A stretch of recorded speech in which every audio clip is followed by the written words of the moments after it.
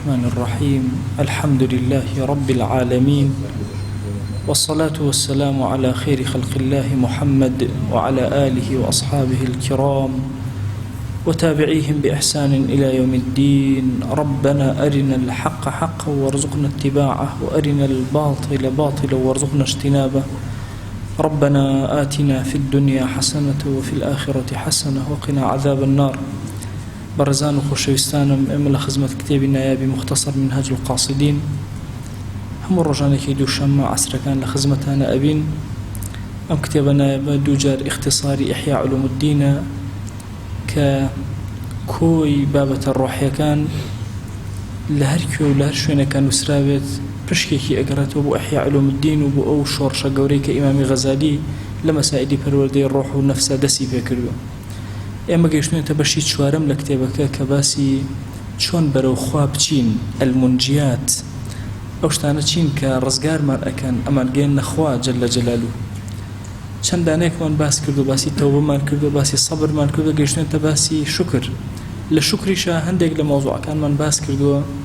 ئەمڕۆینە سەر بابەتێک کە باسی نعمەتەکان و حەقیقەتی نعمەتەکان و بەشبەشکردنی نعمەتەکان جۆرەکانی نعمەت ئەمانە باسەکەین. ئەفەرمێ ئیمامی غەزالی ڕەزا و ڕەحمەتی خوای لێ بێ ئەفەرمێ هەرچی شتێک داخوازی ئینسانی لەسەر بێ نفسی ئینسان ڕۆحی ئینسان داوای کە ئەوە پێوترێن نعمەت.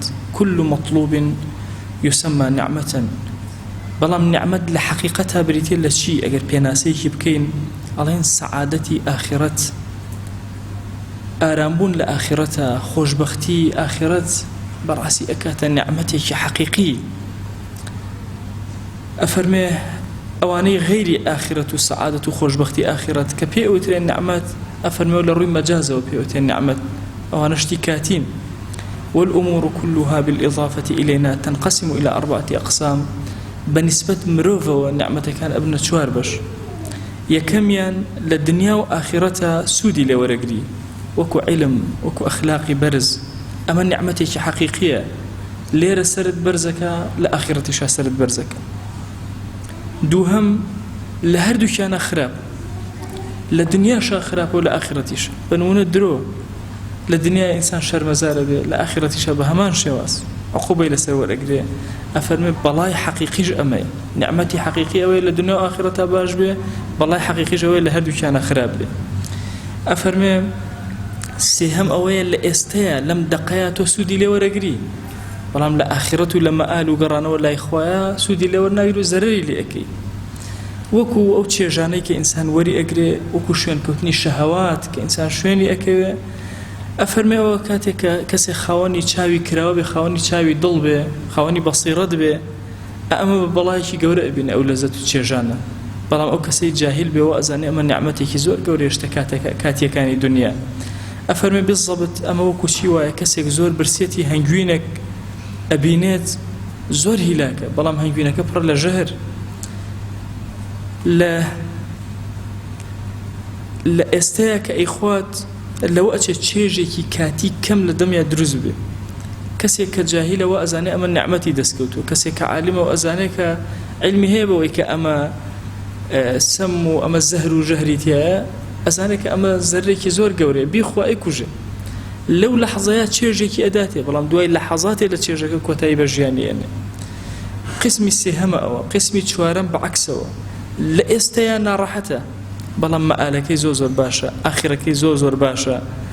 ئەفەرمێ و کەسێک کە عاقڵ بێ ئەبینێ ئەمە نعمەتە، ئەو کەسێک کە جاهیل بێەوە ئەزانێ ئەمە بەڵایەکی زۆر گەورەیە. بالضبط ئەمە وەکو چی وایە وەکو ئەو دەوا تاڵە وایە کە ئەیخۆیت. زۆر کات ئینسان نەخۆش ئەکەوێ دەرزێکی لێ ئەدەن، دەرزێکی زۆر قورس زۆر ئازاری پێ ئەگەن، شروبێکی ئەدەنە زۆر ناخۆشە لە دەمیا، حەبێک ئەخوا زۆر پێی بێزارە بێ. لەو لەحظەیە پێی ناڕەحەتە بەڵام لە دواترە شیفای بۆ دێ. ئەفەرمێ هەندێک لە نعمەتەکان بەو شێوازن لە ئێستەیە لەم لەحظەیە زۆر تەعمی ناڕەحەتە بەڵام لە ئاخرەتە تامێک و چێژێکی جوانی هەیە. جاڵێ مناڵ سبحان الله زۆر ڕقی لە شروب و لە دەرمان و ئەوانە ئەبێتەوە بۆ چونکە جاهیلە بەوەی کە نەفعێکی هەیە لە ئایندا، بەڵام گەورەیەک سێرەکەی ئەزانێ نەفعی هەیە، ئەژدانێت تاڵە بە زۆر ئەو تاڵی ئەخوات، ئەزانێ نەفعی هەیە لە دواترە ئیسفادەی لێەکە.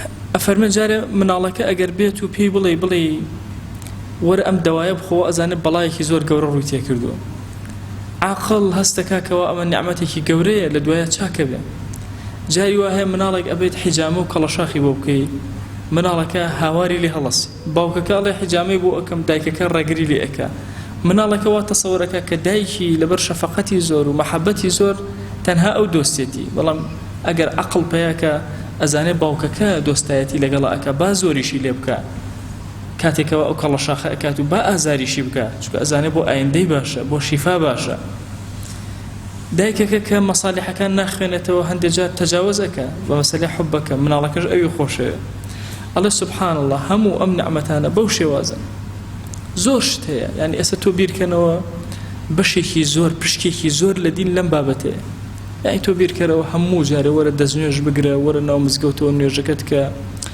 لە خەوە هەڵسە دەستنوێژ بگرە نوێژەکەت کە ئەمانە هەمووی لەو لەحظەیە ناڕەحەتە بەڵام دوایی چێژێکی زۆر گەورە لە پشتێتی کە لە قیامەتەوە لە بەردەم ڕەب العالەمینە زۆر شتی گەورە هەیە جاری وایە ئینسان لەسەر شاهیدیە کە ئەیدا یەک شاهیدی زۆر تووشی ناڕەحەتی ئەوێ ئەلێرە ئیسفادەی لێ ناکە بەڵام لەوێ لای خواگیان زۆر ئیسفادەی لێ ئەکا و زۆر نەفعی هەیە بۆیە ئەم بەشە لە نیعمەتەکان زۆرینەی دین کە پێغەمبەریان صلی الله عليه و آله وسلم ئەفەرمێ حفت الجنة بالمكاره دوري بهش گیراو بە ناڕەحەتیەکان ئەو ناڕەحەتیانە هەمووی لەم بابەتە واتە ئێمە نیعمەتەکان بە کورتی چوار بەشن بەشێکیان نیعمەتانێکن کە لە دنیا و ئاخرەتە هەر نەفعیان هەیە ئەوە تەواوی نیعمەتە لە هەردوو لا زەرریان هەیە ئەوە تەواوی بەڵایە لەم لەحظەیە سوودێکی و دوای زەرری هەیە لەم لەحظەیە زەرری هەیە و دوای سوودی هەیە کەسی عاقڵی مسلمان بە دوای دوانە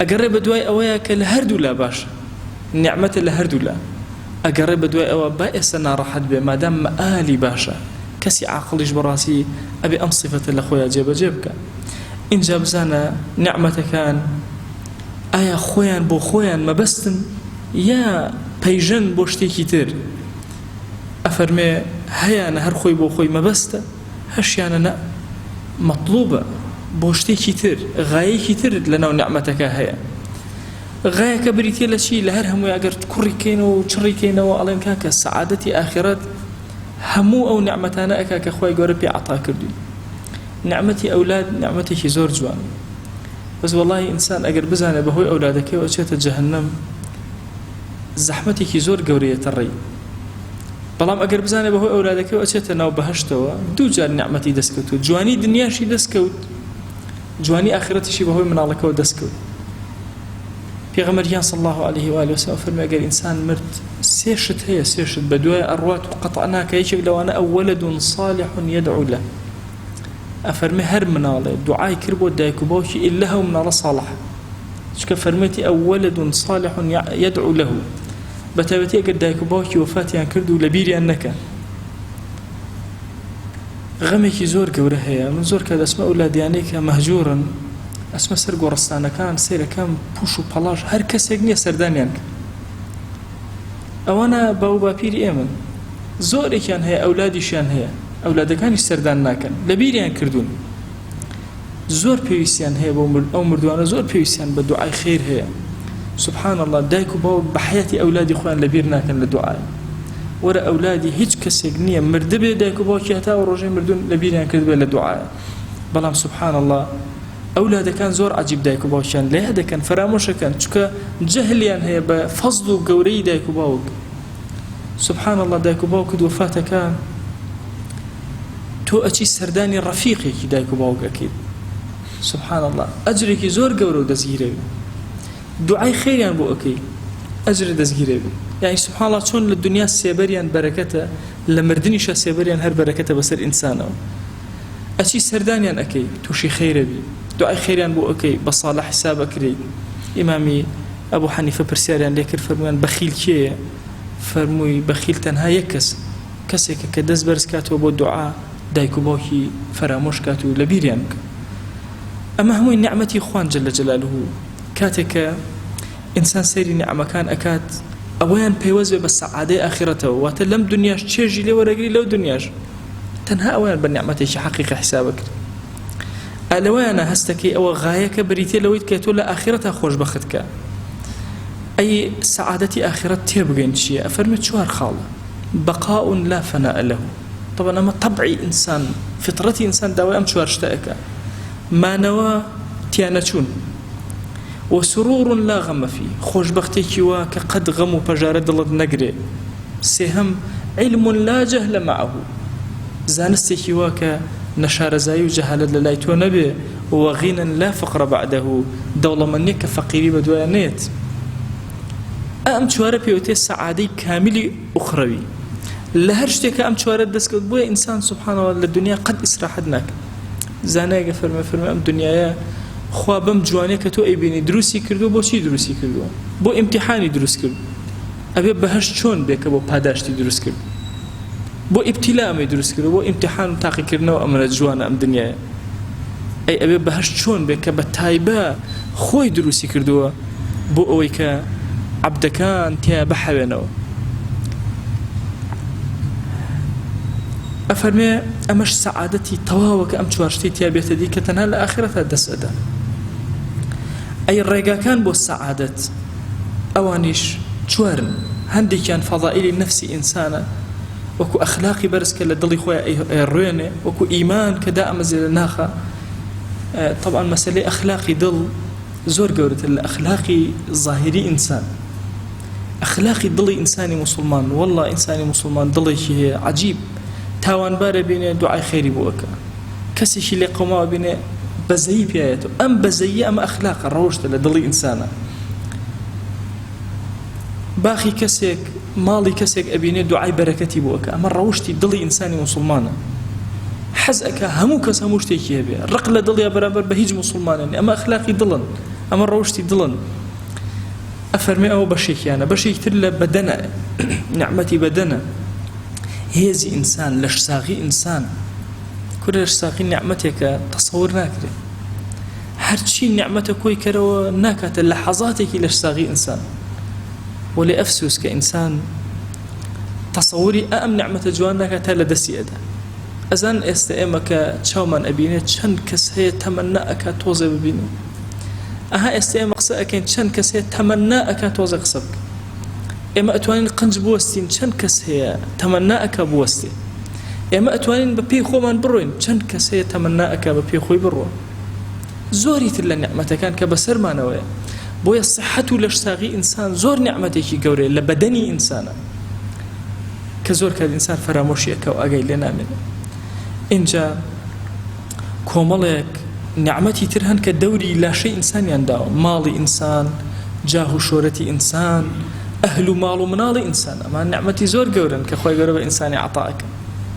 جاری وهەیە خۆی گەورە عەبدێک لە عەبدەکان تاقی ئەکاتەوە نعمەتی مناڵی نادات. ئەزان ئەو عەبدە چەند مانوو ئەبێت، چەند دکتۆرەکە، چەند ئەگەڕێ، چەند هەوڵ ئەدا لەعەلە ئەم نوقسانی خۆی پڕکاتەوە. جاری وهەیە بەعەکسەوە کەسێک کچی زۆری پێدراوە حەزەکە کوڕی بێ، کوڕی زۆری بێ حەزەکە کچی بێ. کەسێک تر حەزەکە هاوسەرێکی صالحەی هەبێ، کەسێک تر هەستەکە کە حەزەکە هاوتایەکی هەبێ، حەزەکە باوکودایکی هەبێ. تەسەور کە نعمەتی باوکودایەک زۆر کات ئینسان دەرکی پێ ناکە. والله جاری وهەیە ئینسان زۆر پێویستی بە سێبەری دایک و باوکە با گەورەش بێ، با عمریشی ڕۆشت بێ. زۆرێک لە نعمەکان کە دەوری ئینسانیان داوە ئەوانە النعم المطیفە بالبەدەن کە دەوری بەدەنی ئینسانیان گرتوون. چوارەمینیان ئەفەرمێ ئەو هۆکارانن کە نزیکت ئەخەنەوە، کۆد ئەکەنەوە لە بینی فەضائیلەکانە، هیدایەتی خوا، ئەرشادی خوا، پێکان لە قسەکردن و لە هەڵبژاردنە، تەئیدکردن، تەئیدی خوا. ئەمانە هەمووی نعمەتی گەورن بەرە و هۆکارەکانت ئەبن. هەولێری قسەیەکی زۆر خۆشیان هەیە، ئەڵێن ئەگەر خواویستی بدا ئەسبابانیشی لۆ ڕێک ئەخا، ئەگەر خواویستی ڕزقت بدا ئەسبابەکانیشی بۆ ڕێک ئەخا، هیدایەتت ئەدا بۆ ئەسبابەکان. بۆی ئینسان جاری وا هەیە لە مێشی خۆی ئەسبابەکان دائەنێ بۆ خوا جەل جەلالوه، لێگەڕێ ئەسبابەکان لە خەیاڵی خۆتە دەرکە. مەڵێ ئەگەر من بەشکم خوای گەورە دوکانێکم ئەداتی ئەوەندەم دەستکرێ، لێگەڕێ بڵێ خوای یان ڕزقی حەڵاڵم زیاد کەی ڕزقێک کە شایەن بێ بە من، ڕزقێک کە تووشی غەڕاییم نەکا، ڕزقێک کە بتوانم گەورەی پێ بنوێنم، مرۆڤایەتی پێ بەسەرکەمەوە. جوانەکانی دنیا بیبەخشم بە جوانەکانی دنیا، داوا بکە بەدڵ هاواری لێ بکە، ڕێگاکان داوا مەکە، چونکە ئەگە خوای گەورە خۆی ویستی ڕزقت بدا ئەسبابەکانیشە بۆ ڕێک ئەخا. ئەفەرمێ ئەمانەی کە باسمان کرد لەو ئەچێ پرسیار بکرێ باشە ڕێگای ئاخیرەت چ پێویستی بە نعمەتەکان هەیە کە لە دەرەوەی ماڵ و جاه و هاوێنەی ئەمانە چ پێویستی بەمانە هەیە، لاشەیەکی ساغت هەیە و عەبدایەتی خوا بکە و بەهەشتە پێکڕی. ئەفەرمێ ئەمانە هەر هەمویان وەکو شتانێکی مباحن، پێویستیان بەچی هەیە؟ بەشی مباحەکان پێویستیان بەوە هەیە کە ئینسان بەم بەشانە هەوڵ بدا بەشەکانی تری خۆی تۆکمەکە و بەهەشتیشی پێ بکڕێ. ئەفەرمێ وەکو ئالەتێک وایە ئالە بەکاری بێنە بۆ کڕینی بەهەشت، ئالەتەکە بەکار بێنێ لەوەی کە لە چاکەیە بەکاری بێنە یا لە خراپە. بەنمونە ماڵ، ئەفەرمێ طالبی عیلم ئەگەر ماڵێکی کیفایەتی نەبێ زۆر بە زەحمەت ئەتوانێ عیلمەکەی تەواوکە، بۆیە بە ماڵەکە فێری عیلم بە بۆی ئاخرەتی پێ بکڕی. ئەفەرمێ زۆرینەی کاتەکانی ئەگەر ئینسان ماڵی نەبێ ئەبێ بە دوای قوتە ڕابکە، بۆیە ماڵ نعمەتێکی زۆر گەورەیە بۆی مەشغوڵ نەبی پەیوەندی لەگەڵ خۆیان پێیاکەی، بۆی بتوانی ذیکری خواکەی، بۆی عیلم پێیاکەی، بۆی فکر لەگەڵ خۆیان تێکەڵ بێ، مەشغوڵ نەبێ بەشتی ترەوە. جاه و مەنسەبی ئینسان بۆچی باش؟ شۆرەتی ئینسان بۆچی باش؟ زەلیلی لە ئینسان دوورە خاتەوە، تەم و گومان لە دەوری ئینسان دوورە خاتەوە، دووری خاتەوە لەوەی کە بتوان بە ئاسانی زەفەری پێبێن. ئەفەرمێ هەموو ئەمانە خۆ دڵ مەشغوڵەکەن ئەم شتانە، بەڵام ئەگەر خوا جاهی پێدای دوور ئەبی لەمانە، هەز بە ئارامی ئەەکەی، دڵەکەت مەشغوڵ نابێ، ئەو کاتە پەیوەندی بەخواوە جەل جەلالوهو ئەکەی. صحەت و لەشساغی و درێژی عمر زۆر گەورەیە، نعمەتی زۆر گەورن. ئینسان قەد لە حیاتی خۆیان داوای عمری کورد نەکە، دائیمە داوا بکە خۆی عمرم درێژکە لەسەر سەلاح، لەسەر خواناسی. لەوە ئەچێ یەکم ساڵی زیاتر کە مانگی ڕەمەزان تۆ بە ڕۆژوو ئەبێ پێشی زۆر کەس بدەیتەوە. لەوە ئەچێت لەو عمرە درێژەتە ئەگەر سانیەک بێت و تۆ ئەستەغفیرڵڵاهێکی لێ کردوێ پلە لە ڕەفیقەکەت بەرزتر بێتەوە. بۆیە ئەفەرمێ علم و عمل و هەرچی شتێک هەیە، یعنی لەناو دنیایەکە تۆ بتوێ ئاخرەتی پێیاکەی، بە صحەت ئەبێ، بە قووەت و هێز و توانە ئەبێ، بە درێژی عمر پێیەکەی. نعمتان مغبون فيهما كثير من الناس. پیغمبریان صلى الله عليه وآله وسلم أفرمي دو نعمتان زورق لخلق بآقان لي مغبون خلطاون تيايا بريتيا للصحة وللساغي لقال أو فراغيك أخوة بيتدا. والله جاري وهي إنسان فراغيك جواني هي أخوة يقول بيدا أتواني لخزمتي دينا سرفيك سرفيناك دوايوا مشغول أبي هر فرياي هيشتيق ناكي كاتكان فرياي ناكون. برسيار كلا لبيغمبريان صلى الله عليه وآله وسلم من خير الناس كي لهم كذباشترا؟ فرموي من طال عمره وحسن عمله أو كسي عمري دريج بيه كردوي باش بيه چەند عمر درێژ بێ کردەوە باش بێ. هەموو ئەو فەرمایشتە بیستومانەکە دوو هاوڵی پێغەمبەریان صلی الله عليه و آله وسلم لە وتارێکە بە درێژی باسم کردو ئایا ژیان لە پێناوی خوایە باشترە یا مردن لە پێناوی خوایە. طبعا ژیان لە پێناوی خوایە زۆر گەورەترە لە مردن لە پێناوی خوایە. خوا عاقبەتی هەمومان و مردنی هەمومان وها لێ بکە لە پێناوی خوایە بێ جەل جەلالوهو. بەڵام حەیات زۆر گرنگە. دوو هاوڵێکیان شەهید بوو، یەکیان ساڵی دوای ئەو وەفاتی کرد. لە خەوا هاوڵێکی تر بینی ئەمەی کە دواتر وەفاتی کرد ئەو لە پێش ئەوی ترەوە ڕوتبەی گەورەتر بوو.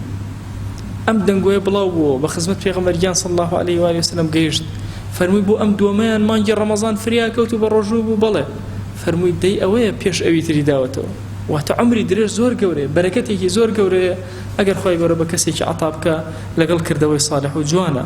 ماڵ و جاه دوو نیعمەتی زۆر گەورن، ئافاتیشیان هەیە، خراپەشیان هەیە، بەڵام ئینسانی موسڵمان ئەتوانێت لە بەشە باشەکە بەکاری بێنێ. هیدایەت و ڕوشد پەیوەندی لەگەڵ خوایە، هیدایەتی خوا ئەوانە نیعمەتی زۆر گەورن کە خوا هیدایەتە بدا. هیچ کەس نییە پێویستی بە تەوفیقی خوا نەبێت، پێویستە بە هاوکاری خوا هەیە، پێویستە بەوە هەیە کە خوای گەورە کۆمەکت کە. ئیمامی غەزالی لە شوێنەکە ئەفەرمێ قلیل من التوفیق خير من كثير من العلم. ئەفەرمێ کەمێ لە تەوفیق زۆر باشترە لە زۆرێک لە عیلم.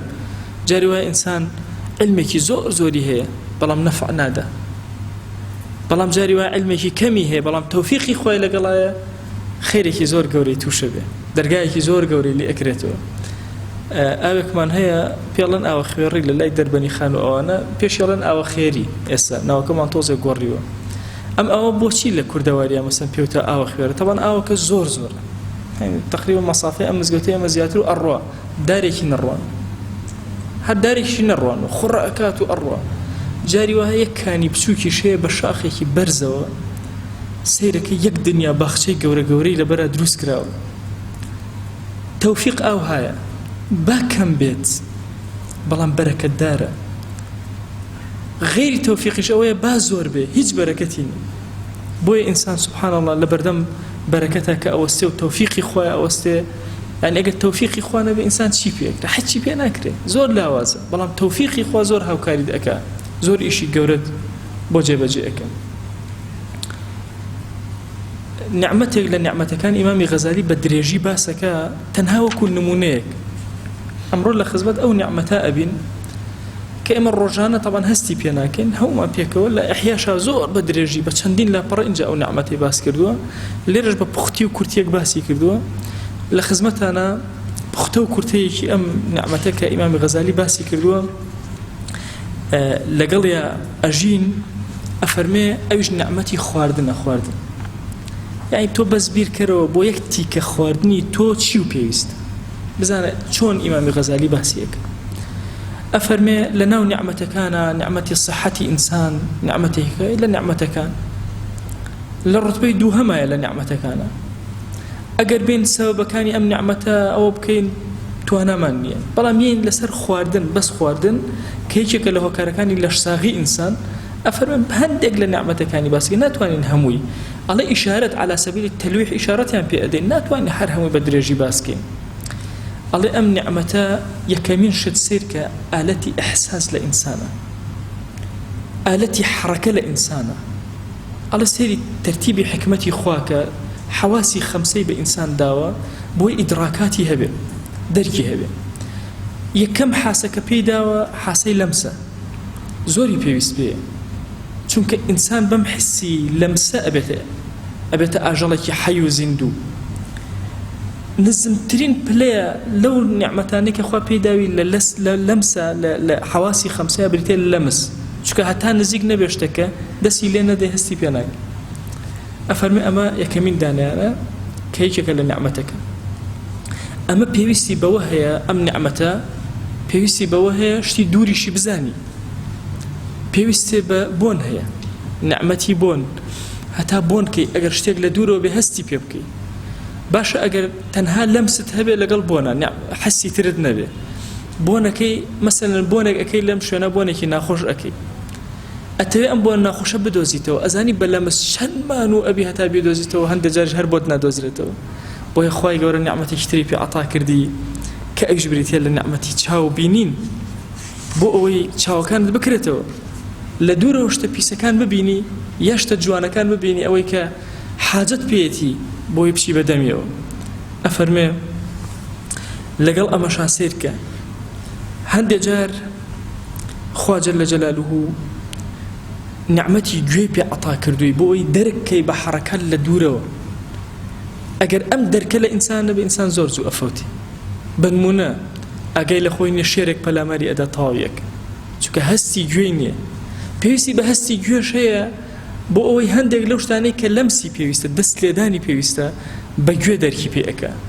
هەندێک شت کە چاویش نایبڕێ، سەر لە پشتی ئەمە دیوارەوە ئەمە چاومان ئیش ناکە و بۆنیشمان ئیش ناکە و لەمسیشمان ئیش ناکە، بەڵام ماتۆڕێک بەسەر جادەکە ڕۆ ئەمە لێرەوە هەستی پێ ئەکەین و دەرکی پێ ئەکەین، کە بۆ پێویستمان بەوە هەیە. بۆ هەندێک لە پارێزگاری خۆمان پێویستمان بە دەرکی گوێش هەیە. پێنجەم دانە ئەمێنێتەوە کە بریتێ لە حاسەی ذەوق و چێژ. دیقەت بدە دارێک تۆزە نەوت بکەرە بنی، یەکسەر وشی ئەکا بۆ وشی ئەکا، چونکە چێژی نییە هەتاوەکو جیای کاتەوە چی باشە چی خراپە، یەکسەر هەڵی ئەلوشێوە ئەزانێ مادەیە بۆ خۆی یەکسەر ئەیکوژێ. بەڵام ئینسان چاوی، گوێی، هەستەکانی هەموو، چێژی هەمووی ئیشاراتی لێ ئەکەن بۆی چی بخوا چی نەخۆ. حەز بە چی ئەکا حەز بە چی ناکە ئەم حەزەی کە ئینسان هەیەتی لە خۆڕایی نییە ئەمە بەس باسی ئەکلەکەین بەڵام بزانە چەند شتمان پێویستە بۆ ئەوەی خواردنێک بخۆین بۆ ئەوەی تیکەیەک بێنین بەدەستمانەوە بگرین ئەڵێ وەرە سەیری هەموو ئەم نعمەتانە بکە تەبەنەوە زۆر بە درێژی باسیەکە ئەمە کورتترن لە خزمەتانە باسی کەم اینجا حەرەکە لە ئینسانە کورە ئینسان زۆر پێویستی بەوەیە حەرەکەی هەبێ بۆ خواردن بتوانێت ئەگەر نا خواردن دانرابێ و تۆ جوڵەت نەبێ لە شوێنی خۆتە نتوانانی بچی بەدەمیەوە ئەمری لە برسە ئەبێ حەرەکەت هەبێ و سکونیشی هەبێ بتوانی بچی لە پەنایە بوەستی ئەگەر نەوتوانێ بوەستی هەر لە برسە ئەمردی چونکە نەتەتوانی دانیشی لەگەڵ خواردنەکەتە غیری ئەمە هێشتا ماوە لە نیعمەتەکان باشە نیعمەتی تێری قەیناکەوە نیعمەتی برسێتی و هەیە و ئیشتیهات هەیە و خواردن ئەخۆی ئەگەر خۆ هەستی تێریت نەمایە تۆ لە برسە ئەمردی جارێک دۆستێک عملیات کرا بوو چوون بۆ لای جگەرەی زۆر خواردبوو تووشی حاڵتەی سەرەتان بوو عملیاتی شوێنێک کرا بوو هەستی برسێتی نەمابوو ئەی مامۆستا ئێستا ئێوە خواردن ئەخۆن چێژ وەرەگرن ئەی وەڵڵاهی من خواردن ئەخۆم بەس بۆی نەمرم بڕواکەوە ئازام توێکڵی دار ئەخۆم هەرچی ئەخۆم هیچ چێژێ وەرناگرم لەزەت ناکەم ئەو ڕاستە برسیمە بەس چۆن کەسێ تێر بێ و بە زۆر شتی بیت ئەوی ئەوەش دەخۆم ئەوی هیچ هەستێکم نەماوە ئیتر ئەوی ڕۆژانە من ئەگەر پێم نەخڵێن و بیرم نەخەنە و خۆشم لە ترسیەوە نەبێ بمرم ئەوی من هەر نان ناخۆم ئەی بەڵام مەجبورم ئەی وەڵڵاهی ئاو کە ئەخۆمەوە ئەوی زۆر بە زەحمەت پێمەخورێتەوە ئەوی کەسێک بێنە بە زۆر شروع بکە بە قوڕیجە شروعێکی زۆر خستی قورس چۆن ئەی من ئەو هەم هەستەکەی نەمابوو زۆر بە زەحمەت لەبەرەوە ئێمە هەستی برسێتی چەند گرنگە هەستی تێریش ئەوەنە گرنگە جا باشە گەر هەستی تێری نەبووایە ئێمە باشە هەر بمان خواردە خۆمان ئەکوشت لەسەر یەک سفرە ئینسان ممکن و بمرێ کۆتایی بە حیاتی خۆی بێن بۆیە نە هەردوو هەستەکەی پێ عەتا کردوین هەردوو شەهوەتەکەی پێ عەتا کردوین ئەفەرمێ سەیری ئالەتەکان کە چۆن خوا بۆی تەرتیب کردوین سەیری ئەم دەسە بکە بزانە چۆن تەرتیبی کردو ئەم دەسێ وەکو تەختەیەک دروست نەکرد کە تۆ نەتوانی ئیلا ئەبێ سەر نەویکەی بۆ خواردن پشتی وا لێ نەکردی کە نەتوانی نە پشتێ ئەچەمێتەوە دەسێ ئەچەمێتەوە بە ئیسراحەت طبعا لەناو ئاژەڵەکانە جاحز لە کتێبی حیات حیوان الکوبرا ئەفەرمێ هەرچی ئاژەڵەکانە لە کاتی خواردنە سەریانە خەنە ژێر داوێنیان دیقەتی کەڵەشێرێ بدەن سەر نەوی ئەکا خواردنەکەی هەڵاگرێ ئیلا ئینسان نەبێ ئەفەرمێ خوا وای کردووە کە عەقڵی نەکەوێتە خوارەوە عقلی تسلیم بە شەهەواتی نەبێ عقلی تسلیم بە خواردنی نەبێ بۆیە سەر نەوی ناکا بۆ خواردن یەت وەلای دەمی ئەم ئەفەرمێ جوان سێرکە بزانە هەندێک لەم پەنجانەی کە پێ عەتا کردووی باشە ئەگەر ئەم باشە گرێمان دەست ئەجوڵا بەس ئەم دەسە خودی کەفی دەست لەپی دەست نەجوڵایە چیمان بکردایە وەکو تەختەیەک وا بووە ئەفەرمێ بزانە چۆن حەرەکاتی بۆ دروست کردووی هەموویانی لێک ئاستا دروست نەکرد پەنجەیەکیانی لەم بەرەودانەوە بۆی بتوانی شت هەڵگری بۆی ئینسان ئەگەر یەک دەستیشی هەبێ کاروباری ژیانی خۆی پێ ئەبا بەڕێوە ئەم پەنجانە بە قەدەر یەک نین چونکە هەندێک جار پێویستێ بە ئەم پەنجە ئەبێ گەورەتر بچووکتر ئەگەر هەمویان لێک ئاستا بوونایە زۆر ئیشە پێ نەئەکرا زۆر تیکە و پێ نەئەبڕا ئەفەرمێ سەیری سەرە پەنجەکانت کە بە نینۆک داپۆشراوە زۆر شتی بچووک هەیە پەنجە هەڵی ناگرێ بەڵام نینۆکەکان هەڵی ئەگرن جاریوە نینۆکەکان مویەک لە لاشەی ئینسانە هێنە دەرەوە کە ئەنەما مەقاشێکی زۆر بچووک و موکێشێکی زۆر بچووکە وایەتە زین ئەفەرمە سێرکە لەگەڵ ئەوە پارێزگاری ئەکا کاری تریشی بۆ ئەکا ئەفەرمە هەندێک جار شتانێکەن زۆر وردن ئینسان ئەیان خوا بە نینۆکەکانی ئەیگرێ ئەیخۆ بۆیە تەنها تیکەیەکی تۆ پێویستی بەم هەموو نیعمەتە هەیە لە دەسە اینجا ئەڵێ وەرە سیرکە سەیری ئاشەکە کە ئاش ئەڵێ کاکە گریمان ئەمە نانەکەت هێنا لێت کردەوە خستە ناو دەمت ئەڵێ سیرکە هەرچی سەرزەوی هەیە هەرچی ئاشی سەرزەوی هەیە بەشی سەرەوەی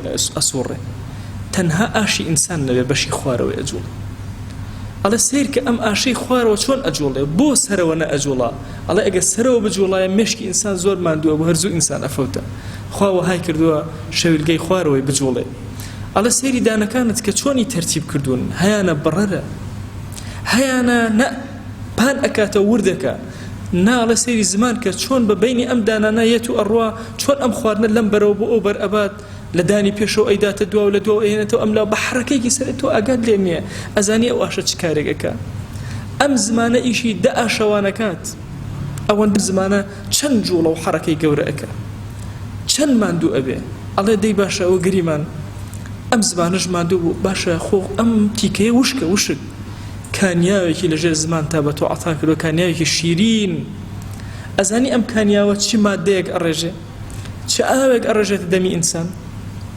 کام شتە زۆر وشکە تۆ بیخەرە دەمت دوای کەمێک نەرم بوویەوە دوای کەمێک تەواو تەڕ بوو هێشتا ماوە باشە ئەگەر خوای گەورە قورگی ئینسانی وەها دروست کردایە ئەم تیکەیە نەڕوایە خۆ بەدەست نەئەکرایە خوارەوە خوای گەورە وەهای کردو ئەم قورگەی ئینسانی بە شێوازێ دروست کردووە وردە ئەم خواردنە ئەگاتە ناو مەعیدەی ئینسان ئەفەرمێ کە گەیشتە ناو مەعیدەی ئینسان لە پێشی مەعیدەی ئینسانەوە کۆمەڵە چەوری داناوە لەلایەکەوە سپڵی داناوە لەلایەکی تریشەوە جگەری داناوە جگەر و سپڵ گەرمن مەعیدەی ئینسانیش وەهایە کە پڕ بوو قەپاتە بێ سەرەکی اینجا لە دواشەوە کۆمەڵێ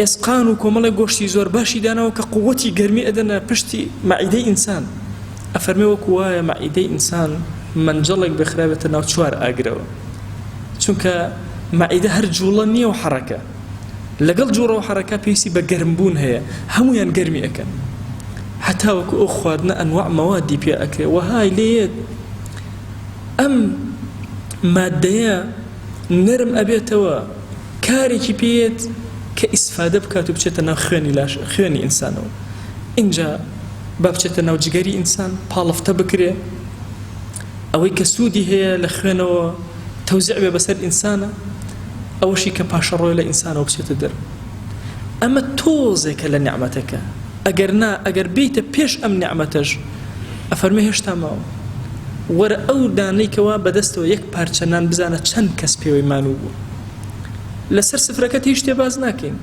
لە گۆشتەکە بگەڕێ لە برنجەکەت بگەڕێ لە سەوزەکە بگەڕێ لە میوەکان هیچ یەک پارچە نانی بچووکی ئەمەندە هەڵگرە بزانە خوا چی بۆ کردووی فەلاحێک عەقڵی دایەکەوە ئەم گەنمە بخاتە ناو زەوی بڵێ یا ئەڵڵاه خوا بە عەزەمەتی خۆی گەورەی کات حەولقی لێ دەرکا هەلقی 100 دانە بگرێ وهەی لێ بێ 700 دەنگ گەنم بدا و زیاتریش بەپێی ئەوەی کە خوای گەورە ئەو ڕزقی کە ئەیبەخشێ کەمتر زیاتر گرنگ نییە اینجا وەرە ئینسان لێی کەرەوە تەرتیبی کە بڕۆ بیهاڕە ئادەی یەکێک لەگەڵ ئاوا تێکەڵی کە خوێی تێکە ئادەی تەرتیبی ئەزانی ئینسان چەند ئینسان مانوو بوون بە یەکتیکەی تۆ چەند مرۆڤ ئەزان چەند ڕەحمەتی خوا هەیە لە ئەوەندە نانەکە ئەیخۆین ئەم تۆزە نانە لەسەر سفرەکەت ئەپچڕی بەو تەسەلسولە ئەڕوا بەو تەسەلسولە پیا ئەبێ دەی ئەبێ ئێمە چۆن شوکرانە بژێریکی خوا بکەین جەل جەلالو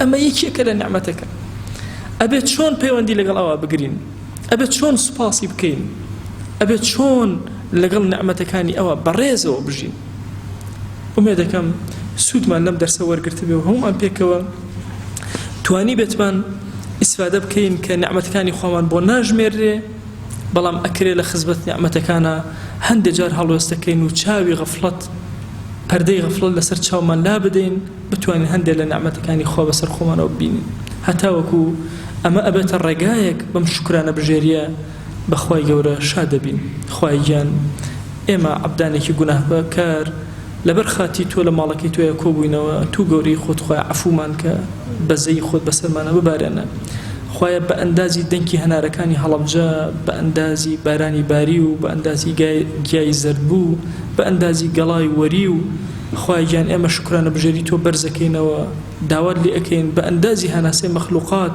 سوپاسی تۆ ئەکەین خوای سوپاسەکانمان لێ قبول کە خوای نیعمەتی زۆری فرد بەسەر ئێمە عەتا کردووە تو گەورەی خۆت نیعمەتەکانمان بۆ تەواو کە بۆ کامیل کە خوای گیان بمانگێڕە لەو عەبدانەی بە نیعمەتەکانت ئاخرەت ئەکڕن خوایە وهامان لێ بکە کە بتوانین بە نیعمەتەکانی تۆ ئاخرەت بکڕین بەزەی خۆت بەسەرمانە ببارێنە لێ خۆشبوونی خۆت بەسەرمانە ببارێنە عەفوی خۆت بەسەرمانە ببارێنە بەخوا پەروەردگارە ئێمە هەڵ و کەم و کوڕیمان زۆرە خوایە هانامان بۆ لای تۆ هێناوە عەفومان کە بەزەی خۆت بەسەرمانە ببارێنە گوناه هەیە بە ئاشکرا کردومانە عەفومان کە گوناه هەیە بە پەنهان کردومانە عەفومان کە گوناه هەیە پەروەردگارە لەمەوە پێش کردومانە عەفومان کە گوناه هەیە لەمەوە دووە ئەیکەین و تەوبەی لەسەر ناکەین و فریان ناکەین خوای عەفومان کە تو گەورەی خۆت خوایە بەزەی بەسەر ئەم مەجلیسەمانە ببارێنە ڕەحمەت و میهرەبانی خۆت بەسەرمانە ببارێن دڵمان ئارام کە ماڵمان ئارام کە وڵات و نیشتمان و شارمان ئارام کە یا ربی خوای جان لە گوناهی دایک و باوکمان ببوورە، خوای لە گوناهی برا و خوشەکانمان ببوورە، لە گوناهی خێزان و هاوسەر و مناڵەکانمان ببوورە، پەروەردگارە لە گوناهی ڕەفیق و هاوڵ و دۆست و عەزیزانمان ببوورە، پەروەردگارە داوات لێ ئەکەین لە گوناهی مامۆستا و قوتایمان ببوورە، لە گوناهی دراوسێکانمان ببوورە، لە گوناهی ئالی شار و مزگەوتمان ببوورە، لە گوناهی ئومەتی پێغەمبەری خوا صلی الله علیه و آله وسلم ببوورە. خوای گیان داوات لێ ئەکەین لە گوناهی مردوەکانمان ببوورە، خوای ئەو مردوانەی کەس نییە دوعایان بۆ بکە و ئێمە لەم محرابەی تۆ دەستی زەلیلی بۆ تۆ بەرزەکەینەوە، خوای لە گوناهی هەمویان ببوورە. پەروەردگارە مردوەکان هەموو فەقیر و ئاتاجی ڕەحمەتی تۆن، داوات لێ ئەکەین بە گەورەی خۆت، بە بەزەیی خۆت ڕەحمەتی خۆت بەسەریانە ببارێنە، عەفوی خۆت بەسەریانە ببارێنە. پەروەردگارە ئێمە هەر یەکەمان کۆمەڵی حاجە و پێویستیمان هەیە، بەخوا دەستی دوعا بۆ تۆ نەبێ بەرز ناکەینەوە، خوایە تۆ خۆت ئاگات لێیە. پەروەردگارە سوژدە نابین بۆ تۆ نەبێ، ڕکوع نابین بۆ تۆ نەبێ. دەیا ڕەبی ئیلاهی داوات لێ ئەکەین بە گەورەی خۆت، بە کەڕەمی خۆت، بە ڕەحمەتی خۆت، خوای حاجەکانمان بۆ جێبەجێکە، پێویستیەکانی ژیانمان بۆ جێبەجێکە. پەروەردگارە ئەومان قەرزارە قەزی سەرشانی سووکە، ئەومان بێ حاڵ و ماڵە ماڵداریکە، ئەومان بێ مناڵە مناڵی پێعەتاکە، ئەومان بە مناڵە مناڵەکانی ساڵحکە. پەروەردگارە داوات لێ ئەکەین بە ناوی جوانە بە صیفەتی بەرزە بە ئیسمی عەظەمت ڕزقی حەڵاڵمان زیادکە، ئەوەندە حەڵالمان بدەرێ محتاجی حەرام نەبین. پەروەردگارە ئەومان تاوانبارە لێ خۆش بە، خوای لە گوناهەکان زاڵمان کە بەسەر خۆمانە یا رب العالمین، لە گوناهەکان بمان پارێزە یا ئەکرەم الئەکرەمین. خەیاڵی خراپ لە دڵمانە مەهێڵە، فکری خراپ لە دڵمانە مەهێڵە، صافمان کەرەوە، ساغمان کەرەوە بۆ خۆت یا ئەکرەم الئەکرەمین. خوای گیان داوات لێ ئەکەین بە گەورەی خۆت، بە کەڕەمی خۆت، بە بەزەیی خۆت، سڵاوی ئەمەی ئێمە بگەینە پێغەمبەری خوا صلی الله علیه و آله وسلم، یەک ناومان لە خزمەتیا بێنە یا ئەکرەم الئەکرەمین. خوای گیان داوات لێ ئەکەین بە ناوی جوانە بە صیفەتی بەرزە بە ئیسمی عەظەمت. پەروەردگارە هەر چاکەی ئەو خۆشەویستەمان لە هەموو عومریا داوای لێ کردووی، ئێمەش داوات لێ ئەکەین و پێمان عەتاکە. هەر خراپەی ئەو خۆشەویستەمان لە هەموو عومریا پەنای پێگرتووی، ئێمەش پەنات پێ ئەگرین و پەنامان بدە. خوایە پەنا ئەگرین بە تۆ لە ڕیا، پەنا ئەگرین بە تۆ لە تەکەبور، پەنا ئەگرین بە تۆ لە ترسنۆکی. پەروەردگارە پەنا ئەگرین بە تۆ لە غش، پەنا ئەگرین بە تۆ لە خیانەت. پەروەردگارە داوات لێ ئەکەین بە گەورەی خۆت پەنامان بدە لە چاوی پیس، پەنامان بدە لە دڵی پیس. پەروەردگارە داوات لێ ئەکەین بە گەورەی خۆت پەنامان بدە لە سحر، پەنامان بدە لە جادوگەران. خوایە داوات لێ ئەکەین بە گەورەی خۆت وڵاتی مسلمانان پارێزە لە جادوگەران یا رب العالمین.